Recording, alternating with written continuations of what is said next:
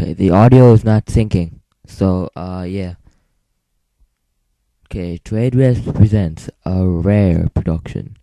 Same intro as the NES version. Battletoads and Ragnarok world. Okay, so, the story of this game is that,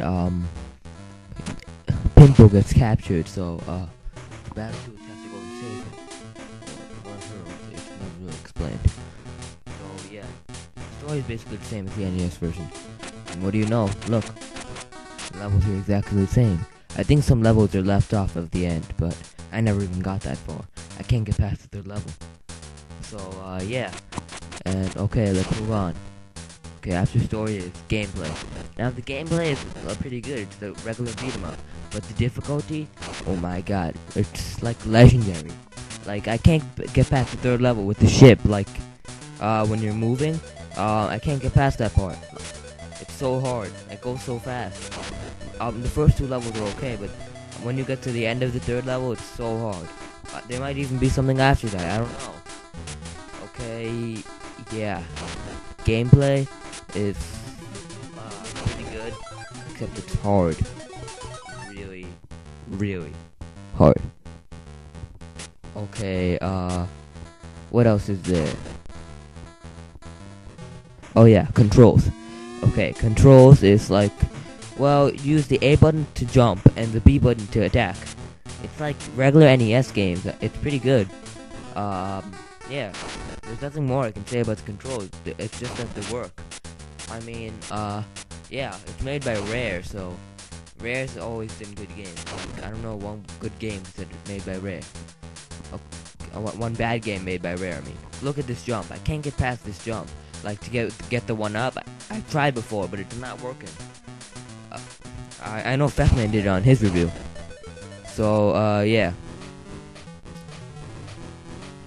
Okay, look, this is the boss battle, and the boss battles in this game are pretty good. I only got to one because I only got to third level, but still, the first one I played, like, it's pretty good. Like, see, you get the rock and throw it. I mean, it's a bit easy, but I'm assuming that it gets all the boss levels get a lot harder because, like, the game gets a lot harder. Okay, after controls is graphics.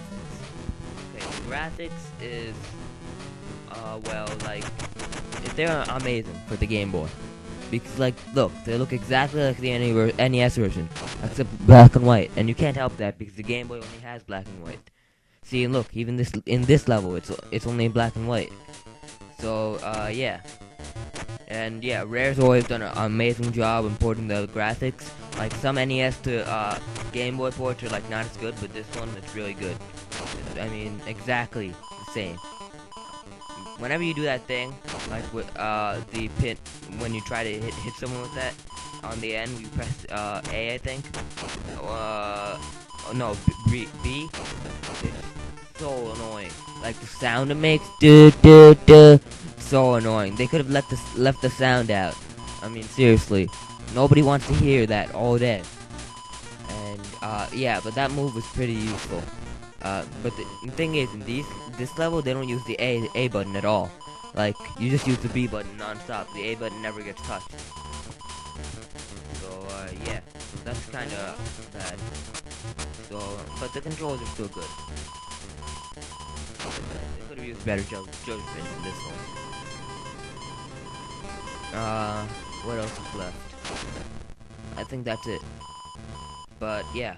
This level, it's like pretty easy because all you have to do is like use that attack and keep hitting.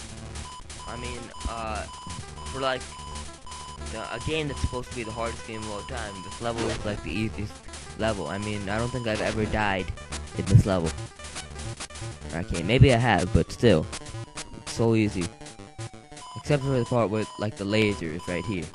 I mean, that part's hard, and everything else is amazingly easy.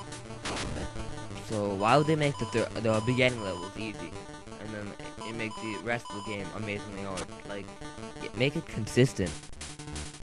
I mean, when I showed this game to my friend, because I have it for the Game Boy, I showed it to my friend, like, that's the hardest game of all time. I could beat that so easy. Like seriously, if you're gonna make it the hardest game of all time, you might as well make it the hardest game of all time on all the levels, not just the later ones. Because like it's amazingly easy for the first two levels. I mean, I wouldn't want it to be like that, but it would still be if it was that hard in the beginning, some people would be like turned away from it. So I guess I understand why they did that. But okay, let's talk about the NES to Game Boy conversion. See, the NES to Game Boy conversion is pretty good. For some games, it's like pretty bad. Like you switch up the controls sometimes. Yeah. But this game is exactly like it. Frame for frame copy. Some people like. I think you should have the NES version because it just feels better to play on. I only have the Game Boy version, but yeah, if you want something that's portable, you can get this. But get the NES version. It's like it has more colors. Yeah. So anyway, this level, as I told you before, it's like pretty easy. And yeah, it's almost done. So see, yeah, the laser part's the only part that's hard. See, I died there. And yeah, if you're curious about this game at all, like, I probably cleared up anything. Okay, now here, there's cutscenes, which is pretty cool, and there's a map screen. Not many like games from here have that. Look, the pause music, it's really good. I wish like newer games had pause music. Like no other game besides Battletoads I know that has pause music. I mean, what if Super Smash Bros. Brawl had pause music? I mean, that'd be kind of weird, you know. 10 बहाने करके ले गए दिल ले गए दिल 10 बहाने करके ले गए दिल 10 बहाने करके ले गए दिल ले गए दिल 10 बहाने करके ले गए दिल 10 बहाने करके ले गए दिल ले गए दिल 10 बहाने करके ले गए दिल.